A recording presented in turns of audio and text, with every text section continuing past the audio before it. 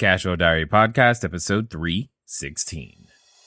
Welcome to yet another exciting episode of the CashFlowDiary Podcast, the podcast that teaches you insider tips, tactics, and strategies for creating leverage streams of cash flow into your life. Learn from top-performing entrepreneurs, business owners, investors, and thought leaders from across the globe as they share their secrets to success. Like what you learn on this and other CashFlow Diary podcast episodes? Go to learninvestingnow.com and sign up to receive powerful tips and information that will help you succeed as an entrepreneur and investor. Now, here's your host, investor, entrepreneur, business owner, educator, speaker, author, and master facilitator of Robert Kiyosaki's cash flow game, Jay Massey. All right, ladies and gentlemen, welcome to another episode of the CashFlow Diary Podcast. I'm your host, Jay Massey, and I'm glad that you're here today. In fact, I think you're even going to be glad that you're here today. If you happened to catch episode 297, then you already know who I'm talking to today. And if you listened to episode 297, you know how excited I was. So excited that I was like, look, we can't even finish this conversation today. You have got to come back. And she has so graciously decided to do exactly that. And I'm excited for you. And I'm also excited for me because I know I took a lot of notes last time. I know we're going to take even more notes this time because this time we're also going to dive into her book a little bit. The Path to Wealth, 7 spiritual steps for financial abundance. And I love the spiritual part of that. And if you're wondering who I'm talking about none other than McCarthy, CEO of Results. She's been doing entrepreneurship for a long, long time. Her entire family is just like a competition. Who can create the most revenue? That's what I feel like when listening to her. And I think you're going to get some of that same thing. But one of the things I'm going to tell you to go get right now is a pen and paper, because you're going to learn a lot that you're going to want to implement today. So help me welcome back May McCarthy. May, you there? I'm here. Thanks so much for having me. You are quite welcome. You actually are one of the few that have been here more than once. So I'm really, really excited to have you back because you had so much to share. So I have to ask this question. So how many businesses have you started since the last time we talked? Well, I've invested in several, but I haven't started any. Exactly. See, that's my point. You do not sit still. I love it. I absolutely love it. Now, last time we spent a lot of time talking about you, and I got totally enamored by everything that you've gone through. Could you do me a favor, just for the few people who didn't listen to the prior episode? Can you give us just a brief summary of a little bit of where you're from, and more importantly, how you got to be where you are? Okay, I will keep it brief. I'm actually the last of 10 kids. Raised in Hawaii. And, anytime you're the younger kid, you have to learn sales and negotiating skills just to navigate through family. And all of us became great salespeople. I mean, we, all 10 of us, we're all really, really good at that. And we also like other people. We really, really like it, and learned from our parents and from growing up in Hawaii about this fair exchange of value. So I ended up starting businesses when I was a kid, my first one at 6, and had several as I was going through my youth. And then when I went away to college, right after my freshman year, my sister and I started a business. We grew it to, we had about 250 employees while I was going to school full time. And then I went to work for a couple of big companies, Boeing and Johnson & Johnson, and realized, I didn't fit real well. I would see problems that needed to be solved very quickly, or opportunities that were very, very outside the box. And I know a lot of entrepreneurs will say that. We just think differently. And we want to get to a solution or provide customer service in a more meaningful way. And I was doing the same thing, and leadership of the companies loved it. I mean, we were generating additional revenues like crazy and happy customers. But that middle management area, I didn't know how to navigate. I don't know how to do those kinds of politics. And inadvertently would get myself in trouble. So I decided I better get out of causing such a problem to my immediate bosses. And so I left and started the second adult company, which was in telecommunications. I had 3 telecom companies and 2 software and equipment companies that would essentially automate drug distribution processes for large hospital systems. And so consequently, it doesn't matter what industry you're in. I had fashion, retail, telecom, both domestic and international and wholesale, as well as writing software and teaming it up with equipment to create distribution processes for large hospital systems and their drugs. So it doesn't really matter what industry you're in. You still apply the same principles of business. You still have to have some practical knowledge and combine that with something that, you name the title of my book, and I do have that word spiritual in there deliberately. Right. Because, I'm not the only one that relies on some unseen intelligence to guide and direct me towards achieving my goals. Bill Gates does it. Steve Jobs did it. Oprah Winfrey, Steven Spielberg, Thomas Edison, and the list goes on and on. There's this unseen intelligence, which we can call intuition, we can call gut instincts, we can call whatever we want, but it's available along with our subconscious to point out possibilities for us to achieve our goals. But the important thing that every successful business person will tell you is that you actually have to have some goals. Some goals, it sounds like I would love to. I can only imagine what your goals look like, because you just seem to keep moving and keep going, and you keep changing them as you grow. Would you say something like personal growth is something that's important to you? Is that what keeps you going? Like, hey, I can still do more? Well, personal growth, I like living a happy, satisfied, and fulfilled life. And like I said, I like people. And what I spend a lot of my time doing is helping other people succeed.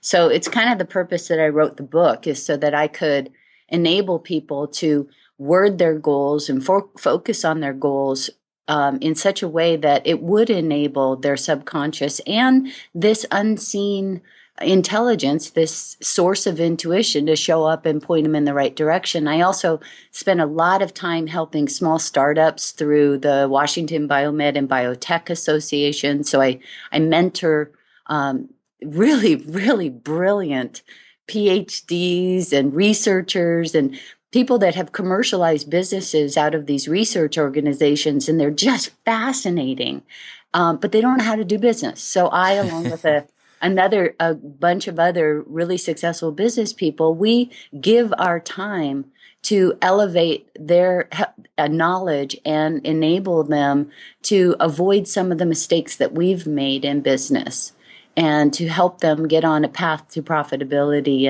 and success.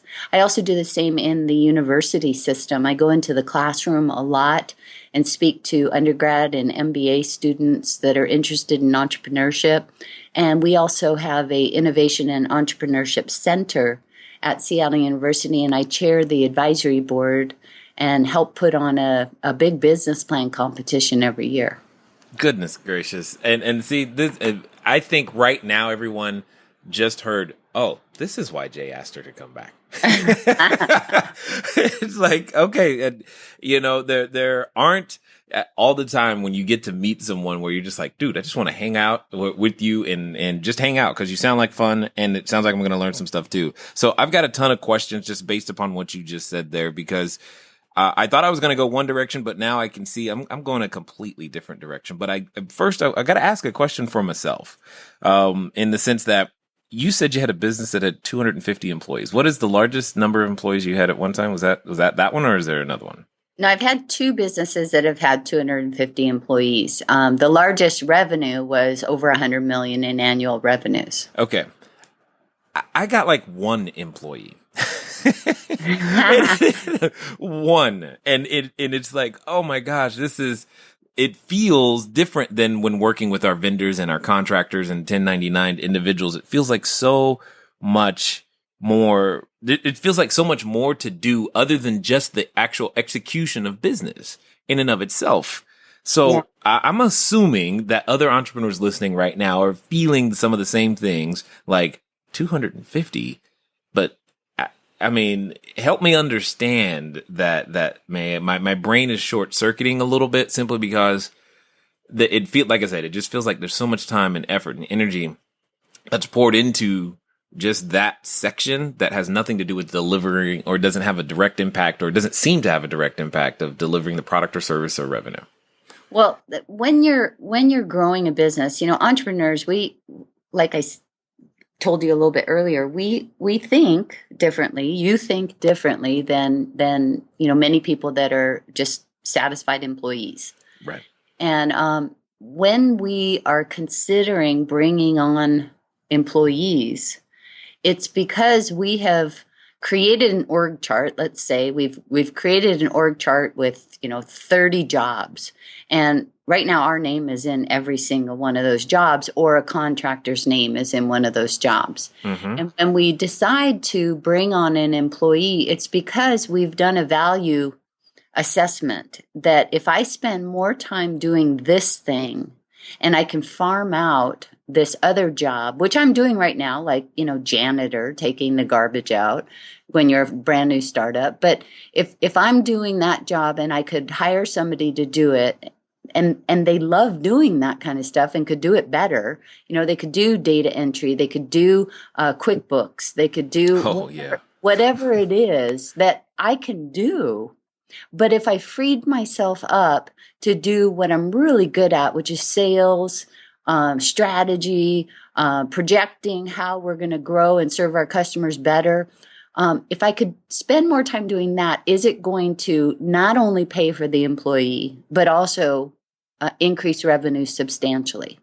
Yes. So you do those assessments, and the one piece of advice I advise everyone. In fact, I just did a mentoring session with a couple of PhDs who have a genome company. They do.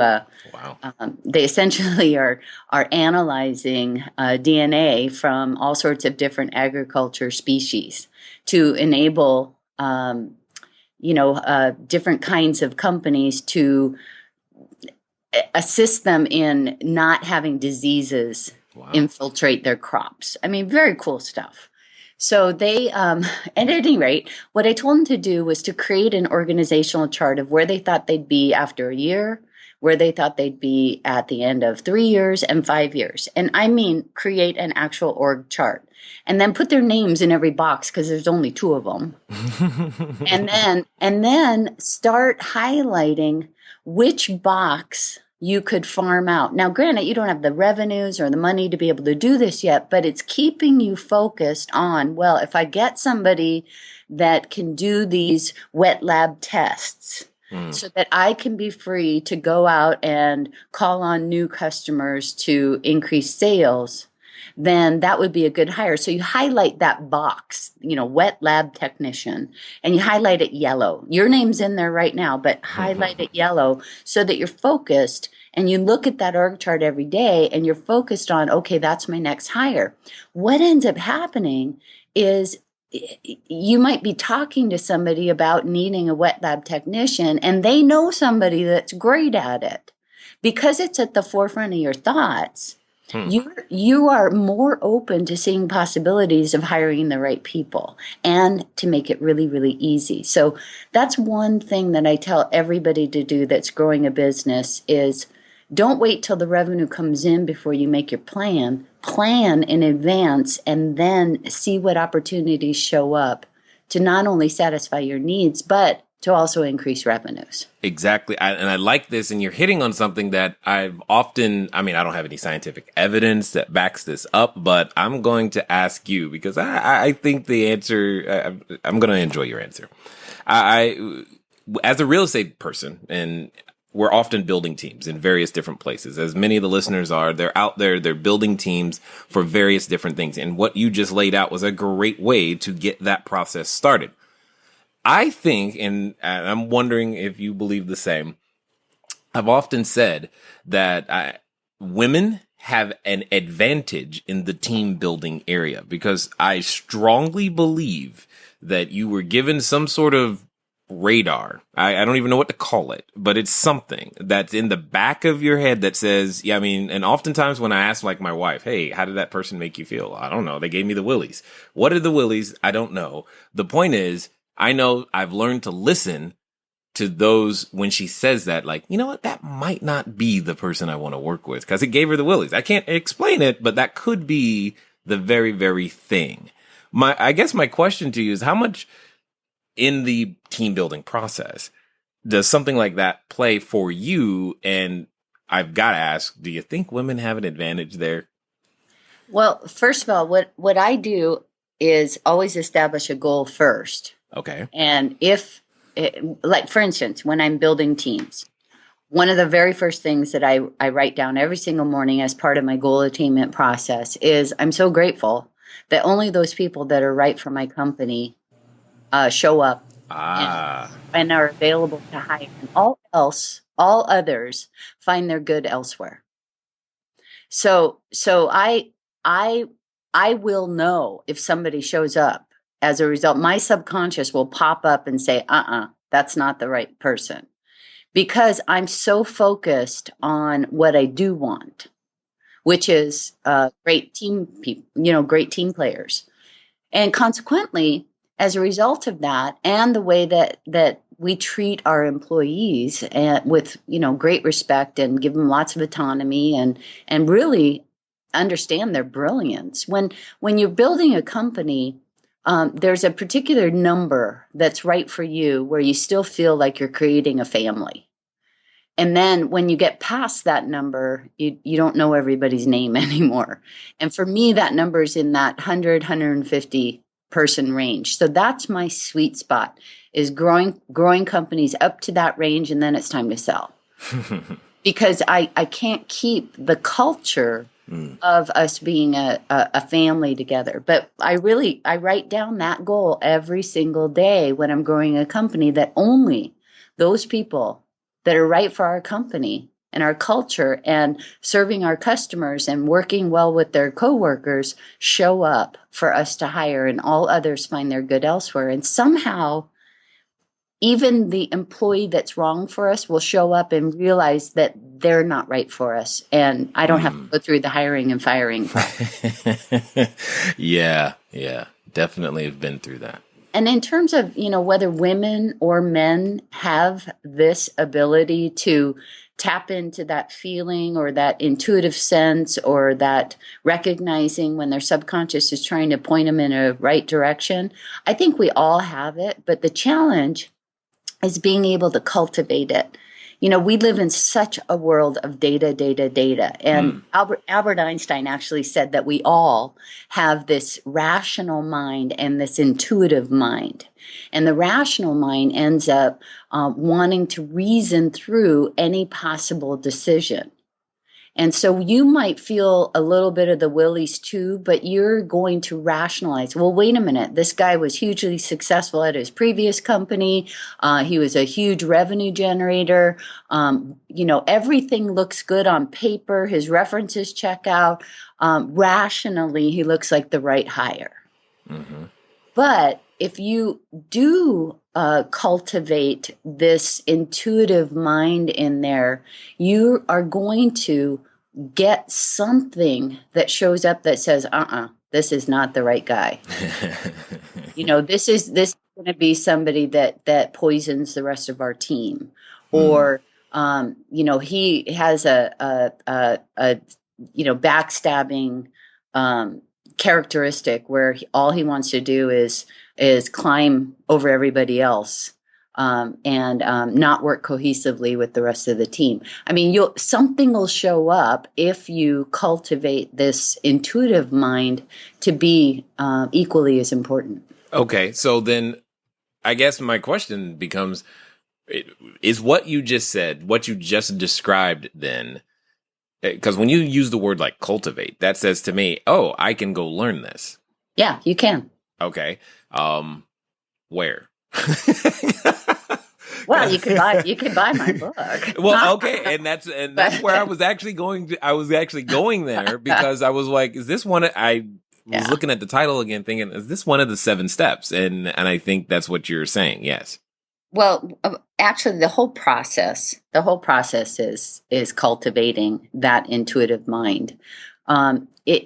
Like I said, we're in such a world of data, and we end up, if we have a question about anything, we Google it, we talk to our friends and family about it, we go to subject matter experts, we see what they have to say, and we analyze and measure and really, really determine, okay, these are the possible steps, and what could be the outcome of this step, and we rationalize every single possibility before we make a decision.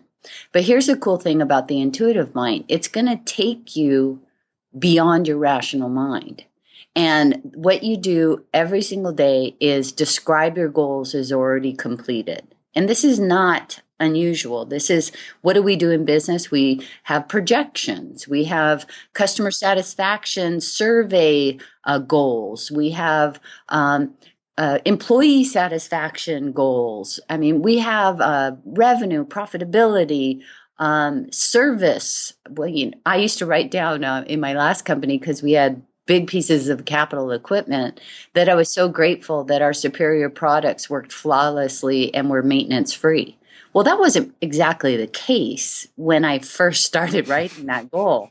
But what ended up happening is our team got all of these ideas that just seemed to fly out of the blue. And they had worked in this industry for a very long time, but they'd got this like intuitive idea that just sort of flew in that said, maybe if we stayed on site as part of installation for just one more week and trained that graveyard shift a little bit more conservatively, we wouldn't have the service calls that we're experiencing now. I mean, it seems really obvious, but it wasn't then, because every one of our competitors was working to reduce on-time installation from 6 weeks to 4 weeks, and this went completely counter to that, but it was very in line with our goal, which was maintenance-free, superior, easy to use. Got it. Okay. So then just let me ask plainly, what would be the 7 spiritual steps for financial abundance? Well, the very first thing is you have to make a decision to partner with whatever that creative intelligence is, the source of your intuition, okay? So you want to acknowledge that it's available, okay? And then you set aside about 25, 30 minutes every single morning doing something to put you into a receptive mood. So the very first thing you do, step 1, is to take 5 minutes and read something uplifting. I like short stories about ordinary people having the kind of success that I want to have with this intuitive, messaging that comes to them, or their subconscious showing up to help them. Really short stories, just 5 minutes. And like I said, there are numbers of people who say they rely on intuition as part of their success tool. That would be Gates, Jobs, Winfrey. Steven Spielberg just did a commencement address at Harvard, and one of the things he said was that he had to rely on intuition for success. So short stories, and in the back of my book, I list a number of books that are suitable for that. So that's the first thing. Spend 5 minutes reading something that puts you into a receptive mood, that makes you believe that what has happened for others can happen for you and more. The second thing you do is write out a gratitude letter. And that gratitude letter is just saying, thanks so much for all these things. You would say, I'm so grateful for my wife. I'm so grateful for my business. I'm so grateful for this.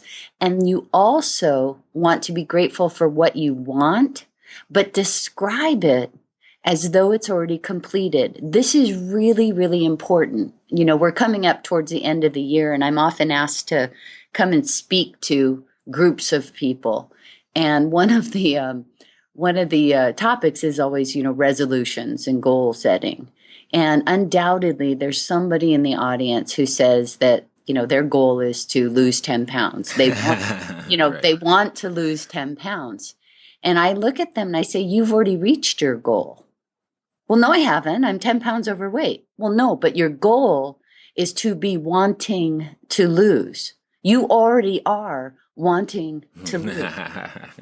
So what you should do is change that to something with gratitude as though you've already completed it. I'm so grateful that I am now physically fit, trim, toned, energetic, in a pain-free body that's easily able to go on hikes and walks with my family and friends, and we have a great time. Or I'm so grateful that our products are considered to be superior by all of our customers and that they're easy to use and maintenance free. In fact, our customers love our products and our customer service so much, they tell all of their peers at other hospitals that they should buy from us too. So describe it as though it's already complete with gratitude. Then the third step is to read it out loud with emotion. And any school teacher will tell you that if you read something out loud, it anchors it more fully within you. And what we're trying to do is to activate that intuitive messaging as well as our subconscious to point out possibilities, to filter those billions of pieces of data that are coming at us every single day and trying to get our attention. But it'll filter it and point out possibilities to take steps along the path to achieve our goals. Do you remember the last time you bought a car or some big item? Right. Yes. Yeah, well, most people, do a lot of research. They might test drive cars. They might talk to their friends and family about cars. Maybe they know somebody that has a car that's like the one that they want. And they really spend a little bit of time really thinking about and feeling what that new car is going to be like. Well, they start seeing that car driving around everywhere, and they never noticed that car before. But now that model is driving around everywhere. So their subconscious had filtered all the other cars and pointed out and illuminated and brought to their attention those other cars as possibilities of them achieving that car. So the same thing happens when we do this practice and end up putting our goals as though they're already completed at the forefront of our thoughts. We start to notice possibilities. And when you're reading it out loud with gratitude, you're lighting up that front part of your brain. And that's been proven to show that when that's lit up with a positive emotion, we're able to focus and see more possibilities clearly. I know we've got more to go, and I want to get to them, but I'm having this experience right now where I'm realizing some of these things are things that I wasn't doing them in a structured way, but they were definitely things that I've been doing, especially when it comes to, I typically think about getting started and just telling people what it is that I'm looking for and having that item, if suddenly it appears. And I never really thought about having a formal process to actually make that happen. Yeah. I've just gotten used to it happening.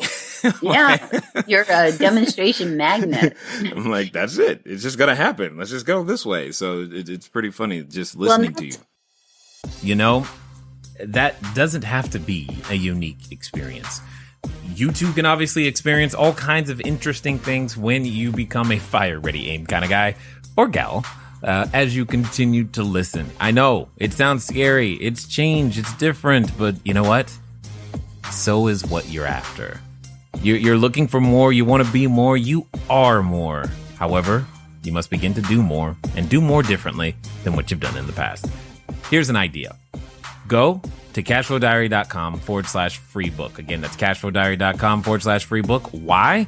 To pick up a copy of my book, Cashflow Diary, 10 Steps to Creating Wealth in Any Economy. And guess what? You will learn in chapter 1 alone how to think differently, how to look at adversity differently, and more importantly, what to do, because your story is the very rocket fuel to make sure that you can hang out amongst the shooting stars. Again, that's CashFlowDiary.com/free book, CashFlowDiary.com/free book. Put your name and email address in there, and I'll shoot you a PDF copy right now. Now, let's get back to May. And that's part of what ends up occurring. That fourth step, which happens in the morning. Remember, we've got 5 and 10 minutes for each of these steps. So you've only spent 25 to 30 minutes in the morning. But the fourth step is to pick one, maybe two of the goals that you just wrote down and see yourself this is a technique that professional athletes, musicians, and even business people, I've done this so many times. I mean, I do this every single morning. And what I would do is see myself in my mind's eye in the completed goal. See yourself in the completed goal. I had this one experience where we were a pretty brand new startup. We just had a handful of employees. I needed and wanted a minimum of $400,000 in new revenue by a certain period of time. And I travel a lot, and I happened to be in Cleveland. I got off the plane, grabbed my bags, got my rent-a-car, went to the hotel that I always stay at, and dropped off my bags. And then I get back in my car and go to a grocery store that I know that's 5 minutes away so that I can get protein shakes and water and stuff like that for my stay. And all of a sudden, in my car, I get this very strong thought about a grocery store that I know that's 15 minutes away. And so this rational mind pops up and says, May, you can't drive across town at 9 o'clock at night in Cleveland. Your appointment's at 8 o'clock tomorrow morning, which is 5 o'clock in the morning, Seattle time. You're going to be way too tired. Just go to the grocery store that's close by. Everyone can identify with that. Right. But instead, what you do as part of the 5th and 6th steps is you figuratively stomp your foot and say, no, hey, intuition, subconscious, source of whatever this intelligence is. If I'm supposed to drive to that other grocery store, make it obvious. And sure enough, I could actually see the neon, sign in my head. And I thought, well, okay. And then my intuitive mind had an opportunity to show up. And the intuitive mind said, well, yeah, it's true. It's 9 o'clock at night here in Cleveland, but it's only 6 o'clock in Seattle. You're not going to be able to go to sleep anyway. It's too early. Plus, everything you want might be on sale at that other grocery store. Just make the drive. So I did. As I'm walking into the store, Jay, a guy was walking out at exactly the same time, and he was a potential customer that I had met 6 months ago at a trade show. Wait, he wasn't returning any of my calls or emails for an appointment. So here he is. We strike up a conversation. He asked me about the growth of our company and why I was in Cleveland. And I mentioned, who my already signed customers were. And he said, well, wait a minute.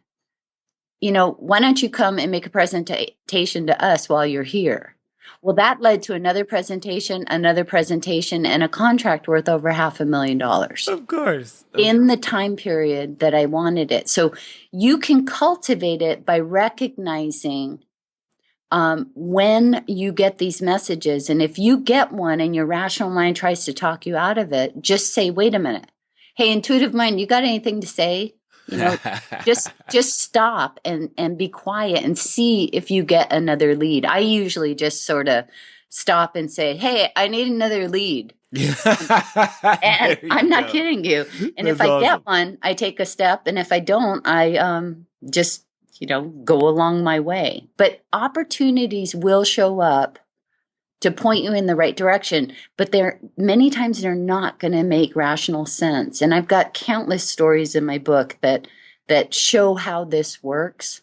And when you do take a step, celebrate it, figure out somebody you can celebrate with, and then write down a little note that said, got a lead to go across town in Cleveland and met a potential customer, got the appointment. Yay, celebrate.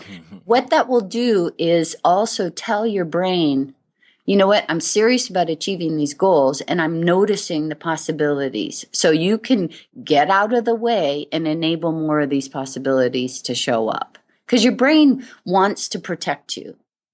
It remembers every time you had a goal in the past and didn't achieve it and were disappointed. And it doesn't want you to be disappointed. So it sort of filters and puts on mute this intuitive messaging center. But as soon as it recognizes that you're serious and you're noticing the intuitive messages that come in, it's going to stop trying to protect you and enable them to come in floods. You know what's interesting is, I guess at this point, I know for me personally, I'm at a point to where it's almost like I am more concerned about what would happen if I don't listen to that than I am about trying to rationalize it away. It's like, ooh, I need to follow that rabbit hole every time it comes up because I just don't know, and I don't know what I don't know. Whether that be, should I really go to that networking event again? I mean, I've been, or do I really want to buy that property? Or, I mean, it's so many times that this thing, that it comes up and it comes into play. I guess my question is how did you learn to trust it? Well, I started doing exactly what I described, and I end up noting proof. And when I can turn around after achieving a goal, and I can turn around and say, okay, there is no way in the world I would have said, I want $400,000 in new revenue. And the first step I should take is to drive across town. Right. There's no way I would do that. And once you start to recognize that it's working, then you continually are on high alert to see when more opportunities show up. And I tell you what, it just ends up being a game. It's almost like you have this unseen partner that's doing the heavy lifting. All I have to do, this idea of success is simply a system. It's just a system. If I focus on what I want with gratitude as though I've already achieved it, and I really describe the outcome, not the how to get there, but the outcome of what it's like when I've already achieved it, then this subconscious and intuitive messaging intelligence will show up to point me towards taking steps along a path that somehow it creates in order for me to get to the goal. And it's always more fun. It's always better. I mean, there are so many stories that I have, not only that I have, but other people that use the same technique have, where we just shake our head and go, this is just a game. All I have to do is my job. And somehow I get guided and directed. Now you do, like Steve Jobs said, you do have to have courage to follow your intuition, because it will not make rational sense in many cases. But if you do, oh my gosh, the results are outstanding. And when you turn around and look at the path that you've been led on, it is just, you'll crack up. It's just so much fun. Oh, and I agree with you. And I get this question a lot, and I know there's somebody asking it that's listening right now. Because you said something that I think was very paramount, and I want to make sure that other people hear it. You said specifically to focus more on the outcome than the how to get there. Right. Yet, oftentimes when I'm confronted with something new, or when we're confronted with something new, the first thing is that, Jay, I want to buy real estate. How am I going to buy real estate? I don't have any money. I don't have this. And we get a bunch of how questions thrown at us immediately. And if we don't have the answer immediately for those how questions, we often go another direction, or if we can't find that answer. I'm curious to understand how to resolve that cognitive dissonance, if you will. Well, you do need to have practical knowledge. So let's say, I decide I want to be, a real estate baroness. and in your spare time, spare time. I mean, but I've had many, many rental properties in my past. But I just choose not to have as many today because I like the freedom that I have to do other stuff. At any rate, moving right along, if the goal is to be successful in a brand new industry that you know nothing about, and believe me, I've been there, you still write down that you're achieving the kind of success outcome that you want, but your intuitive lead may involve going to get some practical knowledge.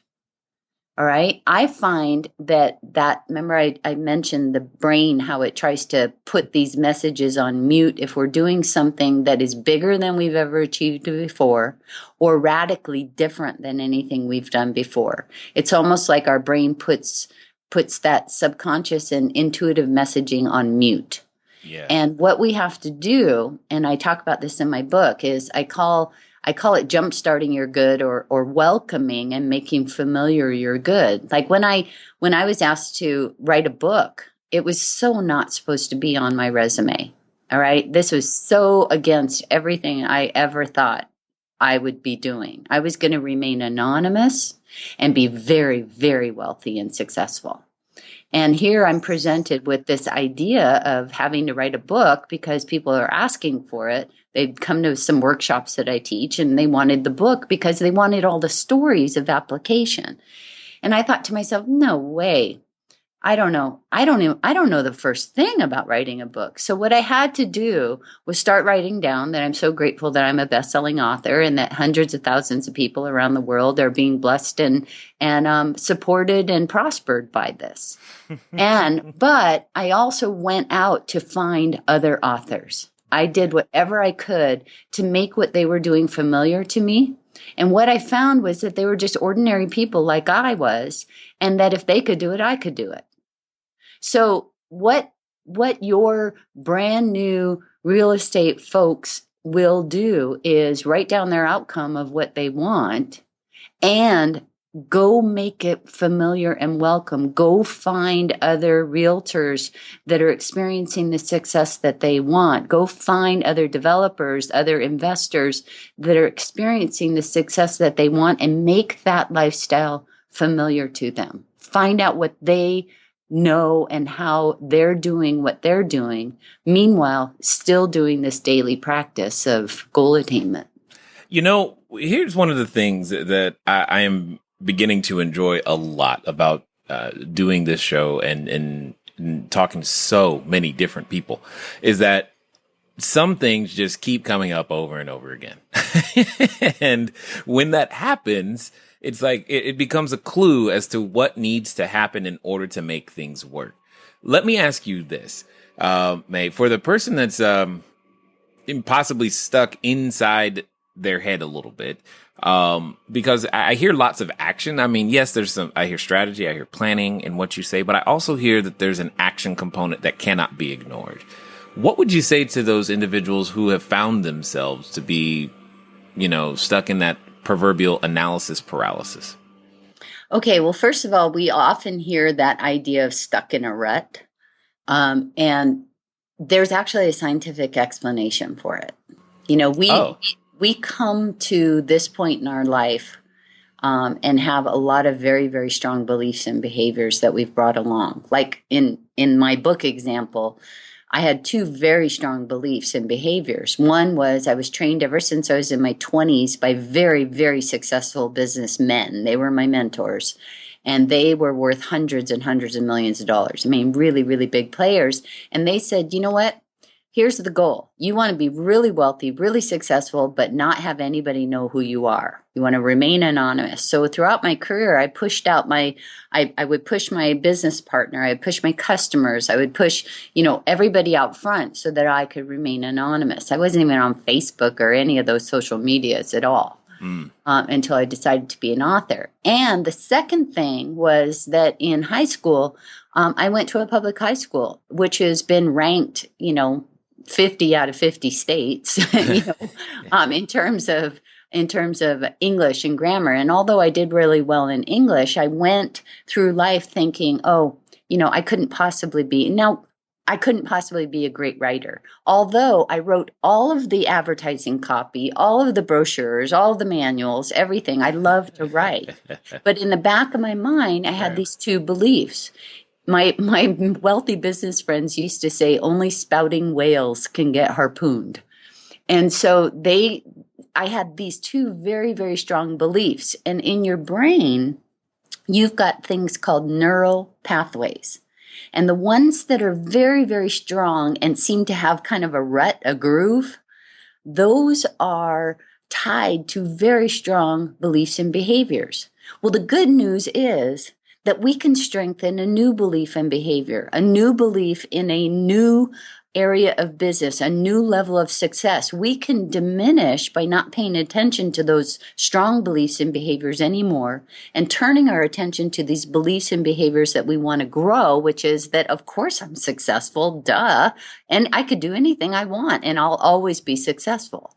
So we can strengthen that neural pathway so that it is stronger than these old beliefs and behaviors. And the way that we do that It's through repetition. It's the exact same process I just described for you.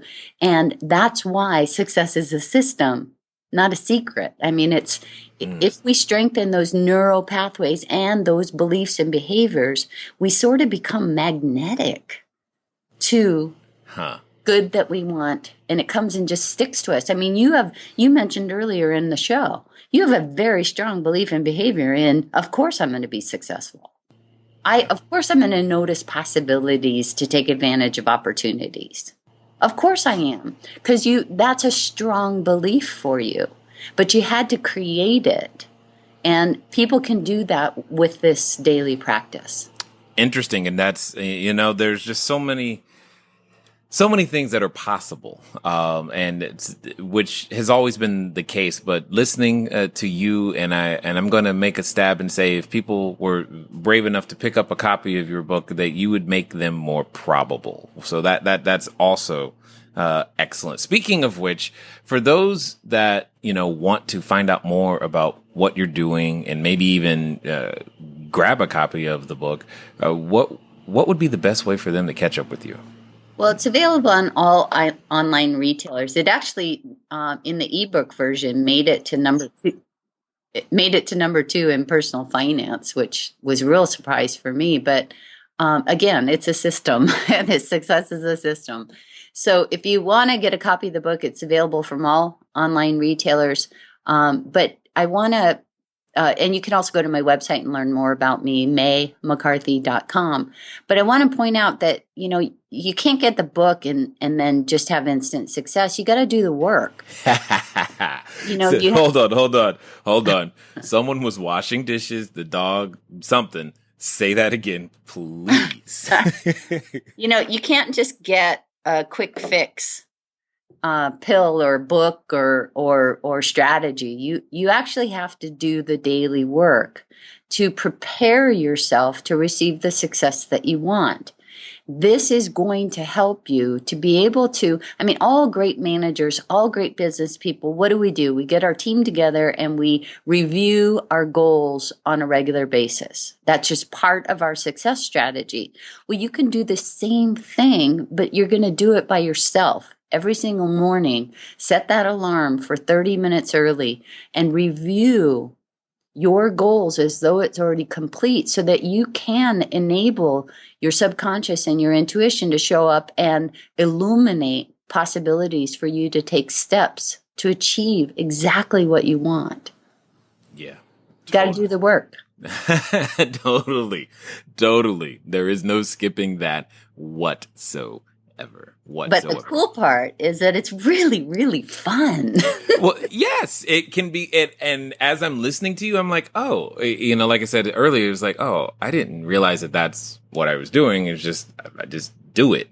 And those are the fun pieces. There have been many times where I've experienced exactly what you're talking about. Like, people ask me all the time, how did you find that investor? I'm like, if I told you how crazy it was and how we happened to end up in the same spot at the same time, you wouldn't believe me and you would have never planned. That would not be your go-to-market strategy. I'm going to go take my kids to the park today. And because I'm taking my kids to the park, that's going to lead to this conversation, which led to me going to this open house, and boom, there they were. I love it. I love it. That's the type of stuff that happens that happens to be a lot. Exactly. But you're open to it and it's possible. You're like, oh gosh, all I got to do is stay focused on my goal, the outcome that I want, which for you, is to increase, investors, increase properties that you own, increase revenues and profitability. And those are the things, as long as you stay focused and open to the fact that it could be just a crazy ride, and it doesn't have to do only with money. Right. I've used this to save my life in terms of avoiding cancer. I've used this for relationships. Maybe you have a relationship with somebody that's just not great. Well, guess what? You can actually use this for harmonious relationships, recreation, health, all sorts of different areas of your life that are important. It doesn't have to be just for your finances. I think everyone now knows why I had to have you back again. And because it's like they can hear what it is that you just live a certain way. You have a certain level of being and a way of relating that totally helps all of us, myself included. With that being said, though, and I hate to say this, but I think we're near the end. But I guess one of my final questions would be to you in this particular case is for someone that is, maybe they are stuck in that rut, or someone who is hoping to begin to, make that change, kind of like, how long do you think it takes for someone to put themselves in a position, at least mentally, physically, spiritually, etc., to be able to begin to see or do these things? Because I know someone's listening is like, man, this is going to take me forever to become what May's talking about. No, it doesn't. What they'll start to notice, I ask people to describe the outcome of their goals in every major area of their life. And that's, their finances, their use of skills and talents, their relationships, their recreation, their, every major area of their life. And what they're going to start to notice right away is a sense of peace and joy. I mean, right away. That happens. Everybody tells me that happens like after the second day of doing this practice. But also, they're going to start to notice some of their smaller goals manifesting very, very quickly. Their larger goals are going to take a little longer, and I'll tell you why. It's because of what I described regarding the neural pathways. It's like their brain is trying so hard to keep them from being disappointed. It remembers every time they were in the past. And so in order to convince our brain, Muhammad Ali is one of my very favorite athletes. And he said that it's through repetition that we create belief. And once you get to that place where you believe that it's possible, you don't know how it's going to happen, but you believe it's possible, then your brain says, okay, I know you're serious, and I'll go ahead and allow these intuitive and subconscious messages to come through and help you. So you have to put forth the effort to have repetition. It's kind of like, have you ever walked through a field of tall grass? Tall grass? Yeah, just tall grass. A field. Once I was in Colorado, I stopped on the side of the road and saw some corn. Okay. So if you walk through that field once and come back the next day, you're not going to even be able to see where you walked. Oh. But if you walk that same path every single day, eventually you create a well-worn path and even, this kind of rut, And so that's what you're trying to do with repetition. I love to tell people that repetition reaps rewards. So whether you believe it or not, it's still working. So keep it up. Keep it up. Absolutely appreciate it. Thank you again for coming back. Seriously. And thank you for being so willing to share what it is that you know. And thank you for making yet another very valuable deposit to us here at the Cashflow Diary. Oh, Jay, it was my pleasure. Thank you. All right, ladies and gentlemen, you know what time it is. It is time for you to move at the speed of instruction. Hey, here's what I'm going to tell you. I've already downloaded the audiobook, so you should do the same because there's more for you to learn and you know it. Go make it happen. It's been fun talking to you guys today. I look forward to talking to you soon. Until next time.